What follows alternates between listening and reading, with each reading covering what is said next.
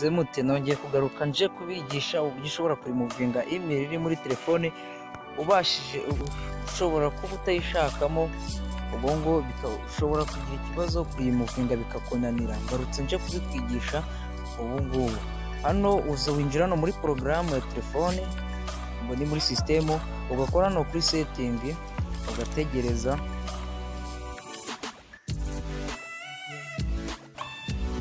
Dutegerezo gatoya, kandi ndakwibutsa gukora subscribe n'akazogera kugira ngo ibiganiro byacu bizajye bihita bikugeraho ako kanya.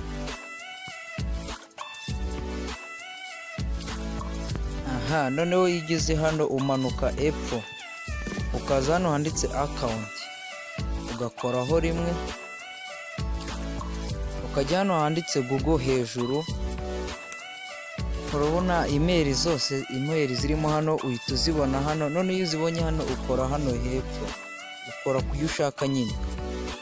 Mu rugero nshaka gusiba iyo hepfo, ukora hano ku tudomo dutatu turi mu buryo hejuru. Urabona bakwereka remove account. Ushaka kurimuvinga uhita ukora hano kuri remove, bakakubaza ngo remove account, ngo removing this account will delete all of its messages, contact and other data from the phone. Gukancelinga cyangwa kurimuvinga. Iyo ukoze kuri removing ihita ivamo. Nizere ko ubibonye kandi ugira ibihe byiza. Ndakwibutsa gukora subscribe na share n'akazogera kugira ngo ibiganiro byose dukoze bizajye bihita bikugeraho, kandi mugire ibihe byiza.